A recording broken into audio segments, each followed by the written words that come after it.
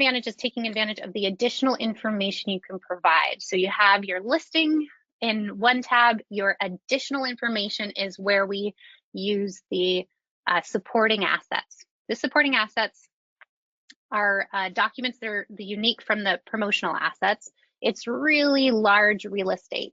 I'm going to show you these two examples. Again, we often see this non-branded document that lacks any kind of visuals because whoever's putting up the listing just needs something to add to fulfill the listing requirement, but hasn't really thought through how this will be used. It's really important to ensure that every part of your listing is on brand, has your contact information, and gives the best first impression.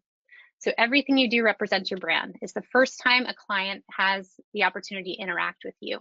And when you're looking at these two, it's very evident who's put in the work to show that you are invested in solving the issue and addressing the challenges for this prospective client, and who isn't. It's really competitive out there. It gets more competitive as each listing goes live, so you want to put your best foot forward.